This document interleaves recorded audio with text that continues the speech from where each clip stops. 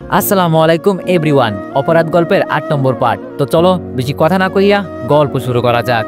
আমি আর কিছু না ভেবে দরজার কাছে গিয়ে অবাক হয়ে গেলাম। আপনি? হ্যাঁ, আমি এখানে। অবাক হলে নাকি? আমি বললাম, না, অবাক হবো কেন? আপনি হচ্ছেন আর্মি মেজর, আপনার কাছে সব খবর থাকে, তা আপনি আমার বাসায় কেন? নিজামুদ্দিন বলল, কেন মানে? তোমার কি একটুও দেশের জন্য মায়া নেই? দেশের কি অবস্থা দেখতে পারছো না? এইদিকে খুন, ওইদিকে খুন, অবৈধ ব্যবসা, টাকা পাচার, এইভাবে হতে থাকলে তো দেশ একদম ধ্বংস হয়ে যাবে। আমি বললাম, তাই এখানে আমার কি করার আছে? আপনাদের তো স্পেশাল ফোর্স আছে, অভিজ্ঞ ক্যাপ্টেন নাইম রহমান এবং তার টিম, তারা কি করছে? নিজামুদ্দিন বলল, কি আর বলবো, একটু আগে খবর পেলাম তারা সবাই একটা মিশনে গিয়ে মারা গিয়েছে। আমি একটু হেসে বললাম, এখন কাউকে না পেয়ে আমার কাছে আসছেন তাই না?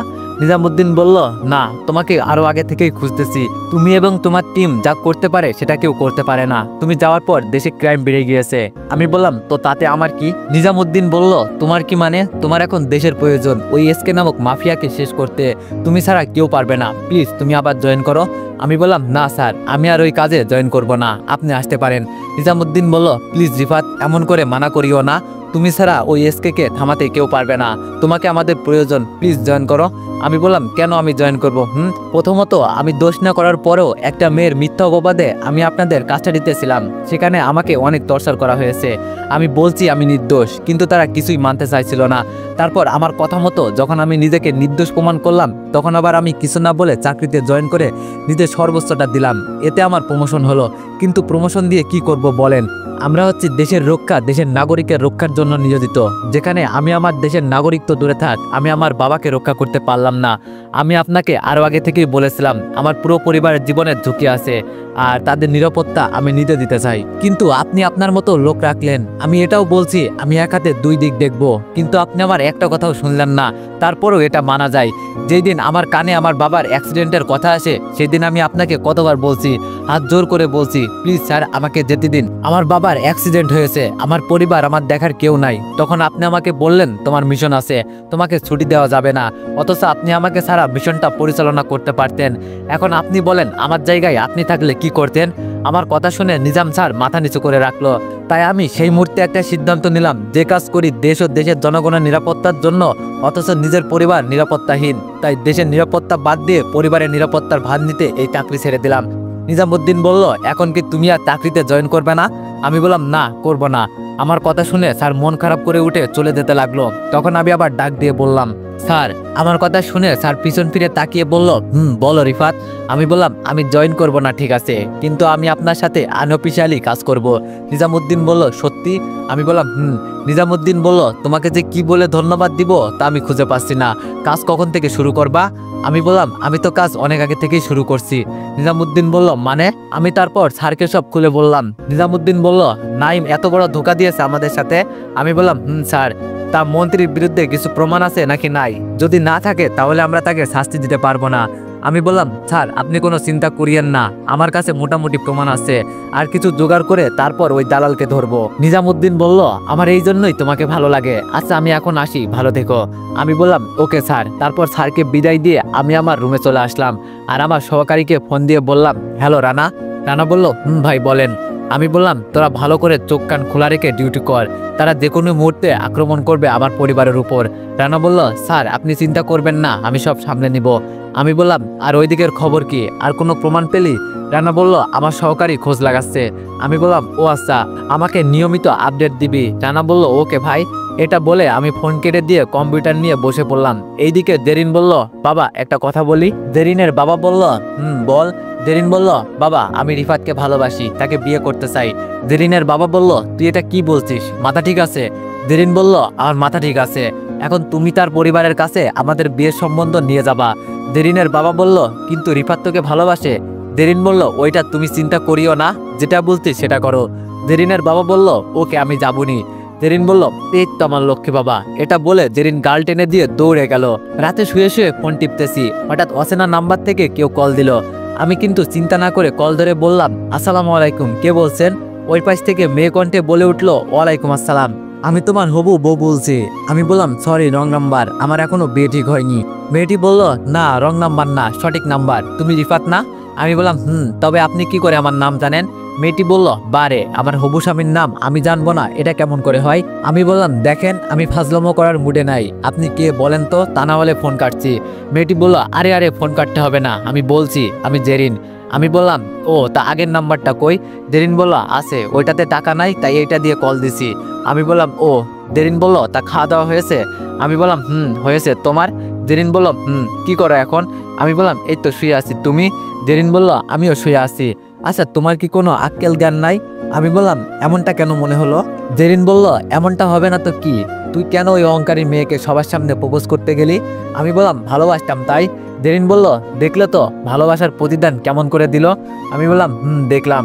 জেরিনকে সত্যি কথা বললাম না যে নীলা এইসব নিজে থেকে করেনি, এইসব নাইমের ধমকের জন্য বলেছে, এটা বললাম না। জেরিন বলল, দেখো একদম কষ্ট পাবে না, নিজেকে শক্ত রাখো আর নিজের ক্ষতি করার চেষ্টা করবে না। আমি বললাম, বাহ বাহ, এত অ্যাডভাইস, তবে আমি তো এমন কিছু করব না, যে দেওয়া সে গেছে। মনে মনে বললাম, কিছু হলে তো এমন করব। আচ্ছা রাখি, তোমার আবার অফিস আছে। জেরিন বলল, কিসের অফিস? চাকরি ছেড়ে দিছি। আমি বললাম, মানে কেন? জেরিন বলল, যেখানে আমার বন্ধুর সম্মান নেই সেখানে আমি থেকে কি করব বলো? আমি বললাম, তুমি আমার জন্য শুধু শুধু এত ভালো চাকরি ছেড়ে দিলে কেন? জেরিন বলল, একটা গেলে 10টা আসবে, কিন্তু বন্ধু তো আর আসবে না। আমি বললাম, আমার প্রতি তোমার এত টান? জেরিন বলল, যা, এই রে কি বলতে লাগছিলাম, আরেকটু হলে সব শেষ। আমি বললাম, কিছু কি বললে? জেরিন বলল, কই না তো, বাসলাম। আমি বললাম, আচ্ছা এখন তাহলে কি করবা? জেরিন বলল, দেখি কি করতে পারি, কাল চৌধুরী গ্রুপে ইন্টারভিউ আছে, দোয়া করিও। আমি বললাম, ওকে, দোয়া রইল, ভালো কিছু করবা। আমি মনে মনে বললাম, তোমার চাকরি ধরে নাও পাকা, তুমি তো আর জানো না এটা আমাদের কোম্পানি। জেরিন বলল, তারপর আরো কিছু কথা বলে ফোন কেটে দিয়ে দেখি একজনে অনেক কল দিছে, তার নাম মনে হয় আর বলা লাগবে না। আমি আর কল ব্যাক না করে ঘুমিয়ে গেলাম। এইদিকে আমি কল না ধরাতে আর ফোন ব্যস্ত দেখানোর কারণে নীলা প্রচুর রাগে আর কষ্টে কান্নমুখর হয়ে গেল। নীলা বলল, এটা আমি কি করলাম? আমার ভুলের জন্য আজ আমার ভালোবাসাকে হারাতে বসেছি। কেন যে ওই হালার কথা শুনতে গেলাম? এখন রিফাত আমার উপর রাগ করে ফোন ধরছে না, আমি তাকে কেমনে বুঝাই এটা আমার কোনো দোষ ছিল না? 1 মিনিট আমার উপর রাগ করে ফোন ধরছে না, এটা মানলাম, কিন্তু ব্যস্ত কেন? তার মানে না, এটা হতে পারে না। আমি এখন কি করব? দেরি করলে তো ওই ডাইনি আমার রিফাতকে আমার কাছ থেকে আলাদা করে দিবে। কি করি? এই তো পেয়েছি। আব্বু রিফাতের ব্যাপারে এত কিছু জানে, তার মানে আব্বুর সাথে রিফাতের ভালো সম্পর্ক। আব্বুর কথা রিফাত শুনবে, যাই আব্বুর কাছে এক্ষুনি যাই। এই বলে নীলা বিছানা থেকে নেমে ছোট বাচ্চাদের মতো দৌড় দিল তার বাবার রুমের দিকে। বাবার রুমের সামনে দাঁড়িয়ে নীলা ভাবতে লাগলো, কিন্তু বাবাকে কেমনে সব বলবো? বাবা তো সকাল থেকে আমার সাথে কথা বলছে না, দেখি যাই হোক বাবাকে সব খুলে বলবো। এই বলে নীলা তার বাবার রুমে চলে গেল। এমন হুট করে নীলা তার বাবা মায়ের রুমে ঢুকবে তারা কিছুটা অবাক হয়ে গেল। নীলার মা বলল, কিরে মা, তুই এখানে কিছু কি হয়েছে? নীলা বলল, মা অনেক কিছু, বাবা তোমার সাথে কিছু কথা আছে। রফিক সাহেব বলল, রেহানা তোমার অহংকারী মেয়েকে এখান থেকে চলে যেতে বলো, আমি তার সাথে কথা বলতে চাই না। নীলা এই কথা শুনে কান্না করে নীলার বাবার পা ধরে বলতে লাগলো, প্লিজ বাবা আমার পুরো কথাটা শোনো, তারপর যা ইচ্ছা তাই বলিও আমাকে, আমি মাথা পেতে শুনবো। রফিক চৌধুরী বলল, আমার পা ছাড় বলছি, আমি কারো কথা শুনতে ইচ্ছুক নয়। নীলা বলল, প্লিজ বাবা প্লিজ, একটিবার কথাটা শোনো আমার। রেহানা বলল, ওগো মেয়েটা এত করে বলছে যখন কথাটা একবার শোনো। রফিক চৌধুরী বলল, আচ্ছা ঠিক আছে, বল কি বলবি। নীলা বলল, বাবা শুরুতে আমি বলি রিফাতের অপমান করার আমার কোনো ইচ্ছা ছিল না, আর আমি কেমনে রিফাতকে অপমান করব? আমি তো রিফাতকে নিজের চাইতেও বেশি ভালোবাসি। রফিক চৌধুরী বলল, তুই কি বলতে চাইছিস? তার মানে তুই রিফাতকে অপমান করিসনি? নীলা বলল, বাবা আমি তাকে সবার সামনে অপমান করছি, বাট সেটা আমার মনের বিরুদ্ধে। রফিক চৌধুরী বলল, মানে? নীলা বলল, মানে হচ্ছে বাবা, ওই দিন রাতে যখন আমার উপর অ্যাটাক হয় ওই দিন আমি অনেক ভয়ে ছিলাম। আমি যখন রুমে শুয়ে শুয়ে ওইসব ভাবছিলাম তখন একটা নাম্বার থেকে কল আসে। আমি ফোন ধরে রিসিভ করে কিছু বলতে যাব তার আগে ওই পাশ থেকে একটা ছেলে বলে, তুই যদি কাল রিফাতকে অপমান না করিস তাহলে তোর জানুকে মেরে ফেলবো। আজ তো তুই বেঁচে গেলি, কিন্তু তোর কলিজাকে কে বাঁচাবে? নীলা বলল, আপনি কে আর আমি কেন এমন করব? লোকটি বলল, আমি কে সেটা জানা জরুরি না, জরুরি হচ্ছে তোমার কলিজার জান বাঁচানো। অপমান করলে বাঁচবে, না করলে মরবে, বাকিটা তোমার হাতে। এটা বলে ফোন কেটে দিল লোকটা। আমি অনেকবার ওই নাম্বারে কল দিছিলাম, বাট বন্ধ শোনাচ্ছে, আর আমি কোনো উপায় না পেয়ে এই কাজ করি। এখন বলো এতে আমার কি দোষ? রফিক সাহেব বলল, এই কথা আমাকে তখন বলিসনি কেন? নীলা বলল, লোকটা আরো বলেছিল এই কথা কেউ জানলে রিফাতের জীবনের ঝুঁকিতে পড়বে, এই ভয়ে বলতে পারিনি। রফিক সাহেব বলল, কিন্তু ওর আসল পরিচয় জানার পর তো বলতে পারতি। নীলা বলল, বলার আগেই তো তুমি চলে গেলে। বাবা তোমাকে একটা কাজ করতে হবে, তুমি আমার রিফাতকে আমার কাছে এনে দাও। রফিক সাহেব বলল, দেখ মা, তুই আমাকে যেইভাবে কথাটা বুঝালি আর আমি যেইভাবে বিশ্বাস করছি রিফাত সেইভাবে বিশ্বাস করবে? নীলা বলল, করবে, কারণ সে আমাকে অনেক ভালোবাসে। রফিক সাহেব বলল, তাহলে তাকে গিয়ে বুঝা। নীলা বলল, তাকে ফোন দিচ্ছি, সে ধরছে না, এখন তার বাসার ঠিকানা দাও, আমি সেখানে যাব। রফিক সাহেব বলল, তাহলে আর যাওয়া লাগবে না, কয়দিন অপেক্ষা কর, এমনিতেই সে বাড়িতে যেতে পারবি। নীলা বলল, অপেক্ষা করতে করতে ওই ডাইনি আবার আমার রিফাতকে নিয়ে যাবে, তুমি রিফাতের ঠিকানা দাও। রফিক সাহেব বলল, আচ্ছা তুই গিয়ে ঘুমা, আমি বের করছি। নীলা বলল, ওকে মাই পাপা। এটা বলে নীলা চলে গেল। রেহেনা বলল, তুমি তো তাদের বাড়ির ঠিকানা জানো, তাহলে তুমি দিলা না কেন? রফিক সাহেব বলল, এখন ওদের বাড়িতে যাওয়া ঠিক হবে না, সমস্যা হবে, তাই এমন করছি। রেহেনা বলল, ও তা কাল কি বলবা? রফিক সাহেব বলল, সেটা কাল দেখা যাবে, এখন ঘুমাও তো। সকালবেলা ঘুমাচ্ছিলাম, এমন সময় বুক ভারী, কিন্তু অনুভব করতে ঘুমটা ভেঙে গেল। ঘুম ভাঙতে তো আমি আকাশ থেকে পড়লাম। আমার ঘুম ভাঙতেই দেখি নীলা আমাকে আষ্টে পৃষ্ঠে জড়িয়ে ধরে কান্না মুখে ফুটতেছে। এটা দেখে আমি ভাবতে লাগলাম, নীলা আমার ঠিকানা পাইলো কোথায়? মনে হয় আঙ্কেল দিছে। আচ্ছা এটা বাদ দিলাম, দরজা খুললো কিভাবে? এইসব ভাবছি, তখন নীলা আমার বুকে মাথা দিয়ে বলল, কি ভাবছো? নীলার কথায় ধ্যান ভাঙতে আমি নীলাকে ছাড়িয়ে বিছানা থেকে উঠে বললাম, আপনি এখানে? নীলা বলল, আমি হবু জামাইয়ের রুমে থাকবো না তো কোথায় থাকবো? আমি বললাম, কে, কিসের হবু জামাই, আর আপনি এখানে আসলেন কিভাবে? নীলা বলল, কেন, তুমি আমার হবু জামাই, আর আমি এখানে দরজা দিয়ে আসছি। আমি বললাম, দরজা দিয়া মানে? দরজা তো বন্ধ ছিল, কেমনে আসলেন? নীলা বলল, মিস্ত্রি আছে কি জন্য? আমি বললাম, কি, মিস্ত্রি দিয়ে দরজা খুলছেন? নীলা বলল, খুলছি। আমি বললাম, তা আমার মতো গরিব ছোট লোক ফকিরের বাসায় আপনার মতো পয়সাওয়ালার কি কাজ? নীলা বলল, রিফাত, আমি তোমাকে ভালোবাসি। আর ওই, আমি নীলাকে আর কিছু বলতে না দিয়ে বললাম, থাক, আর অভিনয় করতে হবে না, কতটা ভালোবাসেন সেটা বুঝে গিয়েছি। নীলা বলল, আমার পুরো কথাটা শোনো। আমি বললাম, আপনার কি কথা শুনবো? এই কথাই শুনবো নাকি, যে তোর মতো গরিব ছোট লোকের কোনো যোগ্যতা আছে আমাকে প্রপোজ করার, নাকি আরো নতুন কিছু যা ওইখানে বলতে পারেননি? নীলা বলল, প্লিজ রিফাত, আমাকে ক্ষমা করে দাও, আর আমার কথাটা শোনো। নীলা কান্না করে আমার হাত ধরে বলল কথাটা। আমি বললাম, হাত ছাড়ো না আমার। নীলা বলল, না ছাড়বো না, দেখো আমি তোমাকে কাল অপমান করতে চাইনি। আমি বললাম, ও আচ্ছা, পলক কাকুর ডায়লগ বলতেছেন, এমনি এমনি আমি অপমান হয়েছি তাই না? নীলা বলল, এমন করে কথা বলছো কেন? আসলে আমার নীলা আর কিছু বলতে যাবে তার আগে আমি বললাম, কেমন করে কথা বলবো? আর আপনাকে হাত ছাড়তে বলছি না আমি? হাত ছাড়েন বলে এক ঝাটকায় হাত ছাড়িয়ে নিলাম আর বললাম, গরিবের হাত ধরলে আপনার আবার শরীরে ময়লা হয়ে যাবে, বুঝতে পারছেন না কেন? নীলা বলল, ময়লা হবে কি হবে না এটা আমি দেখব, তুমি শুধু একবার আমার কথা শোনো প্লিজ, তারপর তুমি আমাকে যা শাস্তি দেওয়া তাই দিও।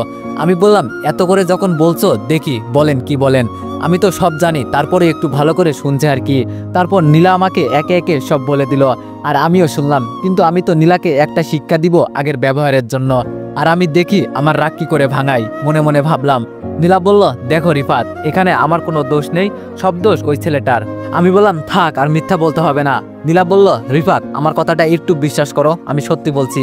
আমি বললাম, আমি আপনার মতো মেয়েকে চিনি, যেই মেয়ে সাদা কাগজে একটা এগ্রিমেন্ট বানিয়ে দেয়, আর সেই মেয়ে যে এটা বানিয়ে বানিয়ে মিথ্যা কথা বলেনি, সেটার প্রমাণ কি?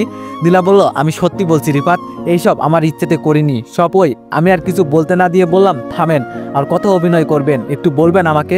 প্রথমত 2 মাস ভালোবাসার অভিনয় করলেন, তারপর আমাকে আবার সবার সামনে অপমান করলেন, আর এখন বলছেন এগুলো আপনাকে দিয়ে করানো হয়েছে। তাই এইসব অভিনয় আমার সাথে না করে কোনো সিনেমাতে গিয়ে করেন, একদিনে ফেমাস হয়ে যাবেন। নীলা বলল, তোমাকে কি করলে বিশ্বাস করবে? আমি তোমাকে অপমান করতে চাইনি, আমি তোমাকে সত্যি ভালোবাসি। আমি বললাম, কিছু করা লাগবে না, আপনি এখন আমার বাসা থেকে জানতো। নীলা বলল, না, তুমি যতক্ষণ না আমাকে বিশ্বাস করবে না ততক্ষণ আমি যাব না। আমি বললাম, দেখেন, আপনার মতো অহংকারী মেয়েকে বিশ্বাস করে একবার ঠকেছি, আর ঠকতে চাই না, এখন বের হন আমার বাসা থেকে, লোকে দেখলে অন্য কিছু ভাববে। নীলা বলল, ভাবলে ভাবুক, আমি বের হব না, আমি তো তোমার ভালোর জন্যই তোমাকে অপমান করছি, তা না হলে সবার সামনে তোমাকে ভালোবাসি বলতাম। আমি বললাম, কত ভালো যে করছেন সেটা আপনাকে বোঝাতে পারবো না। এই বলে নীলার হাত ধরে নীলাকে দরজার বাইরে নিয়ে গেলাম। তারপর আমি বললাম, আপনার অনেক ভালোবাসা দেখছি, এখন একটু বাড়ি যান আর আমাকে মুক্তি দিন। এটা বলে আমি নীলার হাত ছেড়ে আবার বাসার ভিতরে ঢুকে দরজা বন্ধ করতে যাব, তার আগে নীলা আমার দরজা ধরে বলল, আরে আরে, দরজা বন্ধ করছো কেন? আমি বললাম, আমি ঘুমাবো, আর আমি বলছি না আপনাকে চলে যেতে, যাচ্ছেন না কেন? নীলা বলল, ব্যাস অনেক হয়েছে, তোকে মুক্তি দেবো মানে? আমি তোকে বন্দি করতে আসছি, আর তুই আমাকে বের করে দিচ্ছিস? আমি বললাম, করে দিতেছি, এখন জানতো এখান থেকে। নীলা বলল, যাচ্ছি যাচ্ছি, আর বলতে হবে না, তুমি নিশ্চিন্তে থাকো তোমার রুমে। এটা বলে নীলা হনন করে চলে যেতে লাগলো। আর আমি বললাম, যাক বাবা, কই ভাবলাম রাগ ভাঙাবে, এখন তো দেখি সে নিজে রাগ করে চলে যাচ্ছে। নিজে নিজে এইসব বলতে বলতে দরজা বন্ধ করে রুমে গেলাম ফ্রেশ হতে। এইদিকে নীলা রিফাতের বাসা থেকে বের হয়ে রাস্তায় গাড়ির কাছে গিয়ে, এই তোমার বন্দুকটা দাও তো। নীলার একটা বডিগার্ডকে কথাটা বলল। আসলে এখন রিফাত নাই, তাই রফিক সাহেব তার মেয়ের নিরাপত্তার জন্য 5 জন বডিগার্ড পাঠিয়েছে। তাদের মধ্যে একজনকে কথাটা বলল নীলা। বডিগার্ড বলল, ম্যাম বন্দুক দিয়ে আপনি কি করবেন? নীলা বলল, সেটার কারণ আপনাকে দিতে হবে নাকি? এত কথা না বলে বন্দুক দিন। বডিগার্ড বলল, না ম্যাম, এটা দেওয়া যাবে না, সমস্যা হবে। নীলা বলল, তোকে দিতে বলছি না আমি। বডিগার্ড নীলার রাগ দেখে ভয় পেয়ে গেল আর বলল, ম্যাম এই নিন বন্দুক। এটা বলে নীলার হাতে বন্দুকটা দিল। আর নীলা একটা মুচকাশি দিয়ে বলল, অনেক হয়েছে তোর নটাঙ্কি, আর সহ্য করব না, অনেক সহ্য করেছি, এইবার বুঝতে পারবি এই নীলা কি জিনিস। এই বলে নীলা আবার রিফাতের বাসার দিকে হাঁটা ধরলো। আমি ফ্রেশ হচ্ছিলাম, তখন মনে হচ্ছে কেউ কলিং বেল চাপতেছে। প্রথমে মনে হলো, পরে বুঝতে পারছি ঠিকই কলিং বেল চাপতেছে। তারপর আমি তাড়াতাড়ি করে ফ্রেশ হয়ে দরজা খুলে দিতে দেখি নীলা। আমি মনে মনে খুশি হলেও তাকে বুঝতে না দিয়ে বিরক্ত ছাপ নিয়ে বললাম, আপনি আবার আসছেন? আমি না বলছি আপনাকে এখান থেকে চলে যেতে, আর আসবেন না এখানে? নীলা বললাম, চলে যাব, তার আগে একটা গুরুত্বপূর্ণ কাজ আছে, সেটা করে নি, তারপর চলে যাব। আমি বললাম, কি কাজ? নীলা বলল, আগে বল, তুই আমার কথা বিশ্বাস করে আমাকে ভালোবাসবি? আমি বললাম, আমি আপনার কথা বিশ্বাস করব না, আর ভালোবাসা তো দূরে থাক। নীলা বলল, তোর এই কথাটা ফাইনাল? আমি বললাম, ফাইনাল। নীলা বলল, ওকে, তাহলে আমার কাজটা করি। এটা বলে নীলা পেছন থেকে কিছু একটা বের করতে আমার যাই অবস্থা হয়ে গেল, কারণ নীলা পেছন থেকে একটা বন্দুক বের করে আমার বুক বরাবর ধরলো। আমি বললাম, বন্দুক? নীলা, এটা কেমন আচরণ? বন্দুক নিচে নামাও বলছি। নীলা বলল, তা কি যেন বলছিলি, আমাকে ভালোবাসিস না নাকি কি একটা বলছিলি? আমি বললাম, আমি কই কিছু বলিনি তো। নীলা বলল, না তুই বলছিলি তুই নাকি আমার কথা বিশ্বাস করবি না, আমাকে ভালোবাসবি না, তাই এটা কি সত্যি? আমি বললাম, না না নীলা, আগে বন্দুকটা নিচে নামাও, তারপর আমি বলছি। এই বলে এক পা দিতে নীলা বলল, ওই সামনে আগাবি না, তা না হলে একেবারে উপরে। আমি বললাম, তা কি হলো, বলবি নাকি দিমু চালিয়ে? আমি বললাম, না না, এমনটা করিও না, আমি তোমার সব কথা বিশ্বাস করছি, এতে তোমার কোনো দোষ নেই, আর আমি তোমাকে অনেক ভালোবাসি, প্লিজ এইবার তো নামাও বন্দুকটা। এই তো লাইনে আছে চান্দু। নীলা বলল, না এখনো নামানো যাবে না, আগে আমাকে বল, বউ আমি তোমাকে ভালোবাসি। আমি বললাম, বউ আমি তোমাকে ভালোবাসি, আই লাভ ইউ। নীলা বলল, আই লাভ ইউ টু। শোনা, এখন চলো। আমি বললাম, কোথায়? নীলা বলল, এত প্রশ্ন করছিস কেন, যেতে বলছি চল, তা না হলে। আমি বললাম, আচ্ছা যাচ্ছি বাবা। কি গুন্ডি দেখতেন আপনারা, রাগ ভাঙাবে না, উল্টো রাগ দেখিয়ে মানাবে। বাবারে, এ কোন বেডির পাল্লায় পড়লাম কে জানে। নীলা বলল, মনে মনে না বকে হাট বেডা, না হলে চালিয়ে দিব। আমি বললাম, এত রাগও কেন, সুন্দর করে বললেই তো হয়। নীলা বলল, কান্না করে সুন্দর সব দিক দিয়েই দেখছি, কিন্তু তোকে মায়ের উপর রাখলে তারপর কথা শুনবি, এখন চুপচাপ হাঁট। তার আমি আর কিছু না বলে হাঁটতে লাগলাম, আর নীলা আমার পেছনে বন্দুক ধরে হাঁটতেছে। একটু পর বাসা থেকে বের হয়ে গাড়ির সামনে চলে আসলাম। নীলা বলল, এই তোরা এই পোলাটা ধরে গাড়িতে ওঠা, গার্ডদের উদ্দেশ্য করে কথাটা বলল। আর গার্ডরা আর দেরি করলো না, আমার মতো চিকনাকে 2 হাত ধরে গাড়িতে ঢুকিয়ে 2 জন 2 পাশে দিয়ে বসলো। আর নীলা গিয়ে বসলো ড্রাইভিং সিটে, আর গাড়ি চালাতে লাগলো নীলা। আমি বললাম, নীলা আমরা কোথায় যাচ্ছি বলবা একটু? নীলা বলল, গেলে দেখতে পাবি, এখন চুপচাপ বসে থাক। নীলার ধমক শুনে চুপ হয়ে গেলাম। কিছুক্ষণ পর নীলা একটা জায়গায় গাড়িটা থামিয়ে বলল, ওই তোরা ওকে গাড়ি থেকে সাবধানে নামা, যাতে পালিয়ে যেতে না পারে। গার্ডরা নীলার কথা মতো আমাকে গাড়ি থেকে নামালো। নীলা যেই জায়গায় নিয়ে আসলো সেটা দেখে আমি তো অবাক। আমি বললাম, নীলা আমরা এখানে কেন? নীলা বলল, কেন আবার, বিয়ে করতে। আমি বললাম, বিয়ে করতে মানে? নীলা বলল, বিয়ে করতে মানে বিয়ে করতে। আমি বললাম, না আমি বিয়ে করব না, কাউকে না জানিয়ে এইসব ঠিক হবে না। নীলা বলল, কোনটা ঠিক কোনটা বেঠিক সেটা পরে দেখা যাবে। তুমি ভাবছো আমাকে রেখে অন্য বেডিকে নিয়ে সংসার করবা, তাই না? আমি থাকতে এটা হতে দিব না, তাই আজকে আমি তোমাকে নিজের করে নিব। আমি বললাম, দেখো এমন পাগলামি করিও না, আমি বাবা মাকে বলে তাড়াতাড়ি না হয় বিয়ে ঠিক করব। নীলা বলল, সেটা আর লাগবে না, চুপচাপ কাজী অফিসের ভিতরে চলো। এই তোরা তোদের দুলাভাইকে নিয়ে আইতো। এটা বলে নীলা কাজী অফিসের ভিতরে চলে গেল। এইদিকে আমি, ভাই আপনারা আমাকে ছেড়ে দেন, আমি চলে যাই, এই মাইয়া পাগল হয়ে গেছে, আমি এই বেডিকে বিয়ে করবো না। কিন্তু কে শোনে কার কথা, আমাকে 2 জন 2 পাশ থেকে ধরে কাজী অফিসের ভিতরে নিয়ে গেল। নীলা বলল, কিরে তোদের আসতে এতক্ষণ লাগে কেন? আমি বললাম, প্লিজ নীলা এমনটা করিও না বলছি। কিন্তু নীলা আমার কথা কান্না দিয়ে কাজীকে বলল, আপনি বিয়ে পড়ানো শুরু করুন। এটা বলতে তখনই নীলার ফোনটা বেজে উঠল। নীলা বলল, হ্যালো বাবা বলো। রফিক সাহেব বলল, মা তুই কোথায়, বাসায় আসবি কখন? নীলা বলল, একেবারে তোমার জামাইকে নিয়ে আসবো। রফিক সাহেব বলল, মানে? নীলা বলল, মানে হচ্ছে শয়তানটা আমাকে বলে কি ভালোবাসবে না, তাই একেবারে বাসা থেকে তুলে কাজী অফিসে নিয়ে আসলাম। এখন বিয়ে করছি, ডিস্টার্ব করিও না তো। এটা বলে ফোন কেটে দিল। নীলার মা বলল, ওগো কি হয়েছে? রফিক সাহেব বলল, কিছু না, তোমার মেয়ে বলছে জামাই নিয়ে আসবে। নীলার মা বলল, ও তাহলে তো ভালোই। এই কি কোথায় আছিস? তাড়াতাড়ি আয়, জামাই আসবে ঘরে, সবকিছু ভালো করে সাজা। রফিক সাহেব বলল, যেমন মা তেমন মেয়ে, সবকিছুতেই তারা তাদের উপর কোনো কথা বলা যাবে না। এইদিকে রিফাতের মা বাবা দাদু বসে আছে সোফায়, তাদের সামনে আরেকজন লোক, সে হচ্ছে জেরিনের বাবা।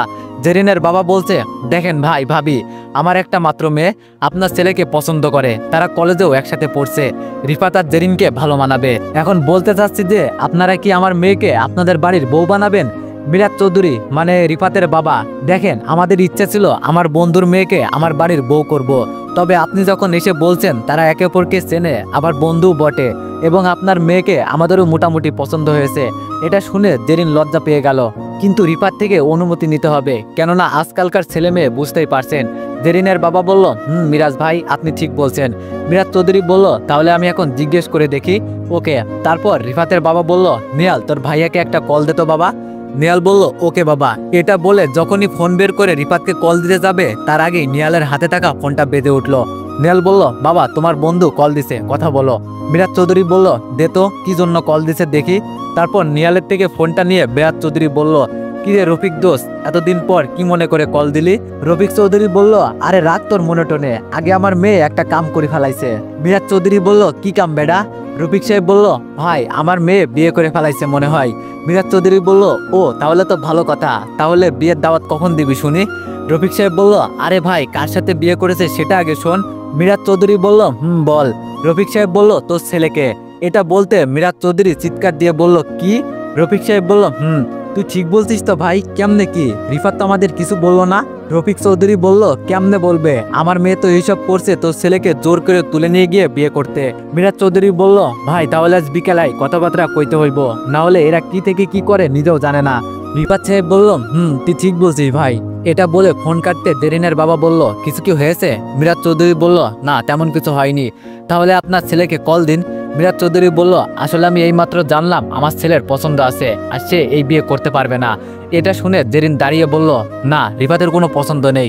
মিরাজ চৌধুরী বলল, দেখো রিফাত নিজে বলছে, এখন আমাদের কিছু করার নাই। জেরিন বলল, আঙ্কেল আন্টি আপনারা চাইলে সব হবে, আপনারা রাজি থাকলে রিফাত রাজি হয়ে যাবে। প্লিজ, আমি রিফাতকে অনেক ভালোবাসি, আমি রিফাতকে ছাড়া বাঁচব না। মিরাজ চৌধুরী বলল, দেখো তোমার কষ্ট বুঝতে পারছি, কিন্তু আমি আমার ছেলের পছন্দ ছাড়া সিদ্ধান্ত নিতে পারবো না। দেখেন ভাই, আমার ছেলে যদি রাজি থাকতো তাহলে সব হতো, কিন্তু আমার ছেলে রাজি না, এটা বুঝতে পারছেন হয়তো। জেরিনের বাবা বলল, মিরাজ ভাই আমি বুঝতে পারছি, চল জেরিন মা বাড়ি চল। জেরিন বলল, না আমি যাব না, আমাকে রিফাতের কাছে নিয়ে যাও, রিফাতকে এনে দাও, না হলে যাব না। দেখ মা, পাগলামো করিস না, তোকে এর থেকে ভালো ছেলে এনে দিব। জেরিন বলল, ভালো লাগবে না, আমার রিফাতকেই লাগবে। তারপর অনেক কষ্টে অনেক বুঝিয়ে বাজিয়ে জেরিনকে জেরিনের বাবা বাসায় নিয়ে গেল। এইদিকে নীলার বন্দুকের ভয়ে ধমকের মাধ্যমে আমাদের বিয়ের কাজ সম্পন্ন হলো। ভাবতেছি কি থেকে কি হলো, চেয়েছিলাম পানি, পেয়ে গেলাম শরবত। আমি গাড়িতে বসে আছি আর নীলা আমার কাঁধে মাথা রেখে চোখ বন্ধ করে রাখছে। আর এইদিকে আমি ভাবতেছি মা বাবা দাদুকে কিভাবে মুখ দেখাবো, তাদের না জানিয়ে বিয়ে করেছি, বুঝতে পারছি না কি করব। তখন নীলা বলে উঠলো, তো এভরিওয়ান, গল্পটি কেমন হচ্ছে সবাই একটু কমেন্টে জানাবা, আর নেক্সট পার্টের জন্য অপেক্ষা করবা। ধন্যবাদ।